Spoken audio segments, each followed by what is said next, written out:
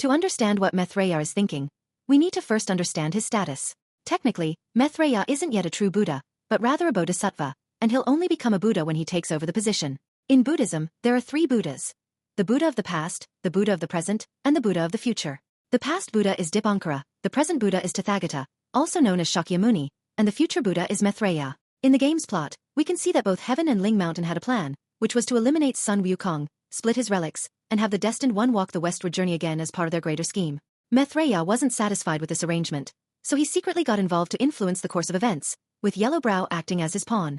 Additionally, Maitreya also helped Erlang Shen hide Sun Wukong's memories. Players know that to unlock the hidden ending, they first have to defeat Erlang Shen. So as Heaven and Ling Mountain wrap up their grand plan, whether the Destined One wears the headband or not is ultimately under Maitreya's control. How did Yellowbrow, originally Maitreya's pawn, rise to become the ruler of the New West? In the original Journey to the West, Yellowbrow's background was much simpler. He was just a little servant with yellow eyebrows, who rang a gong for Maitreya, not even considered his disciple, and Yellowbrow referred to Maitreya as his master. However, in the game's storyline, Yellowbrow's identity was upgraded to being Maitreya's official disciple with a high status. He was even positioned as the senior disciple to Jin Chanzi, better known as Tang Monk.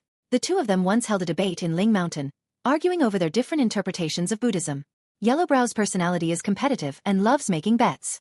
This character trait is consistent with the Journey to the West novel, where, after capturing Tang Monk, Yellowbrow challenges Sun Wukong to a wager. If Wukong wins, he will let them go, but if not, he will kill Tang Monk and his disciples and go on the westward journey himself. Most other Yao Guais are only interested in eating Tang Monk's flesh for immortality, but Yellowbrow is different in his love for competition and winning. This competitive nature is highlighted in the animation at the end of Chapter 3 in the game.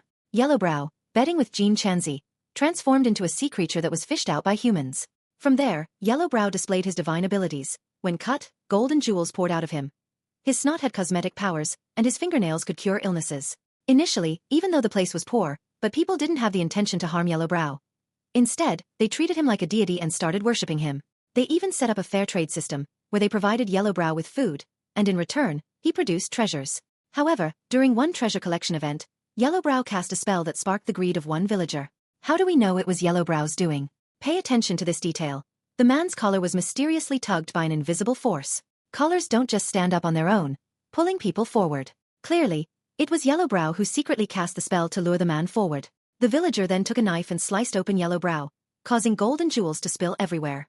The crowd couldn't control themselves anymore, frantically scrambling to snatch the treasures. Yellowbrow, with multiple wounds now carved into him, watched as gold and jewels spilled everywhere. The crowd went wild, seizing the riches, and Yellowbrow was overjoyed. He had finally proven that human nature is inherently evil. Later, he proudly boasted to Jin Chanzi, "See? I've proven that human nature is evil." However, Jin Chanzi was unimpressed, responding that Yellowbrow's actions were corrupting people's minds and reversing cause and effect. You chose a means to an end, not to a proof. What does this mean?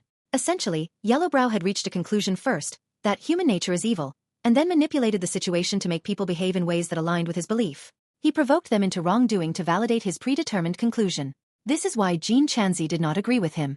Moreover, Jin Chanzi pointed out that for a monk like Yellowbrow to be so obsessed with winning and losing was, in itself, quite pitiful.